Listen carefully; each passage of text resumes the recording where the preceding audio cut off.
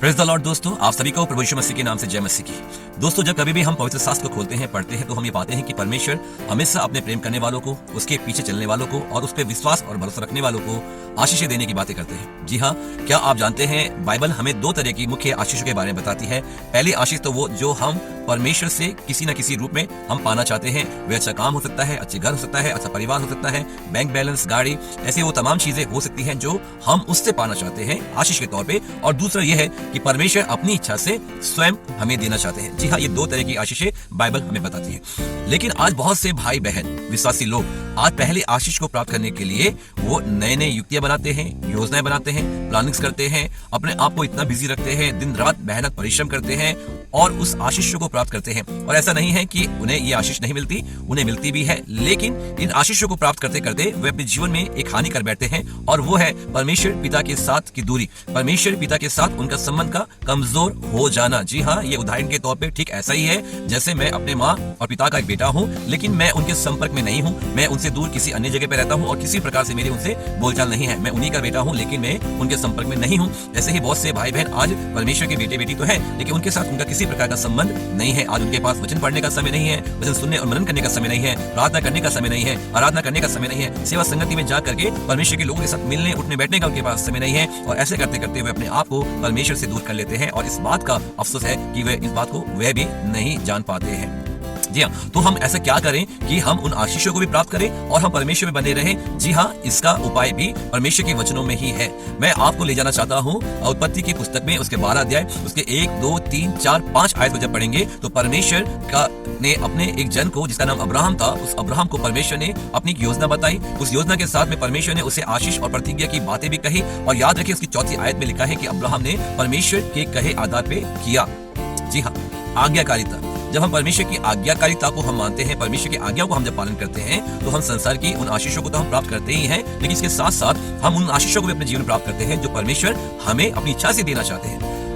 जब बाइबल कहती है कि अब्राहम जब उस जगह से निकला तो उसके पास उसकी श्रीमती, उसका भतीजा और कुछ दास थे और कुछ संपत्ति उसके पास थी, उसको उसने स्टोर किया और वो उस जगह पे चल दिया। लेकिन आप जानते हैं, जब उस घटना को जब आगे पढ़ते जाते हैं तो अब्राहम के पास इतनी संपत्ति हो गई कि उसके बाद उसके भतीजे में और उसके साथ उन्हें वहां जगह से उनको अलग होना पड़ा उन धन और संपत्तियों के चलते। लेकिन ये तो रही वो परमेश्वर की आशीष धन और संपत्ति की थी, लेकिन आपको मालूम है इसके अलावा अब्राहम परमेश्वर से एक आशीष को पाना चाहता था और वो थी एक संतान की आशीष, एक बच्चे की आशीष। लेकिन आप जानते हैं, अब्राहम इन आशीषों को तो पाना चाहता था, लेकिन अब्राहम ने कभी भी अपने जीवन में ये कल्पना नहीं की थी होगी कि वो आशीषों का मूल ठहराया जाएगा।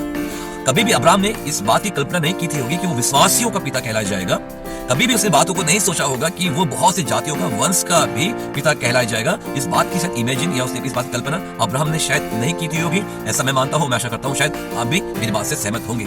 लेकिन परमेश्वर उन्हें वो आशीष देना चाहता था और उसके लिए अब्राहम के जीवन से वो चाहते थे कि अब्राहम उनकी आज्ञाओं को माने, उन पर विश्वास तो करे लेकिन उनकी आज्ञाओं को भी माने। आज अफसोस, बहुत से भाई बहन परमेश्वर विश्वास तो करते हैं लेकिन उसकी आज्ञाओं में बने नहीं रह पाते और जिसके चलते वो संसारिक धन संपत्तियों को, आशीषों को प्राप्त करने में वो दिन रात लगे रहते हैं और परमेश्वर से वो दूर हो जाते हैं। मेरे प्रियो, श्यामुल की पुस्तक में परमेश्वर का वचन लिखा है कि परमेश्वर होम बलियों से और मेल बलियों से उतना अधिक प्रसन्न होता है कि जितना उसके वचन के, उसकी आज्ञा के माने जाने से। जी हाँ, आज्ञाकारिता ही पहली वो सक्सेस की सीढ़ी है जिसके द्वारा हम उन दो आशीषों को अपने जीवन में प्राप्त कर सकते हैं। पहला वो जो हम परमेश्वर से पाना चाहते हैं और दूसरा वो जो परमेश्वर हमें देना चाहता है। जी हाँ, और आज बहुत सी ऐसी चीजें हैं जो हम कल्पना भी नहीं करते, हम हमारी इमेजिन में भी हमसे नहीं बैठती। परमेश्वर हमारे जीवन में उन आशीषों को भी देना चाहता है और यदि हम उन आशीषों को प्राप्त करना चाहें तो परमेश्वर ने हमें एक वे दिया, एक रास्ता दिया, एक माध्यम दिया और वो है परमेश्वर की आज्ञाओं का पालन करना। प्रभु यीशु मसीह ने कहा मत्ती के सुसमाचार उसके 6 अध्याय उसके 33वें आयत में कि पहले तुम जाकर के उसके राज्य, उसके धर्म की खोजी करो तो फिर तुम जो चाहोगे वह तुम्हें मिल जाएगा। भाई बहन लोग, आशीषों के पीछे मत पड़िए, तो यदि आप उसके पीछे पड़ते हैं तो आप परमेश्वर से दूर करते हैं। आप परमेश्वर के नजदीक जाइए, उसकी आज्ञाओं के पीछे चलिए,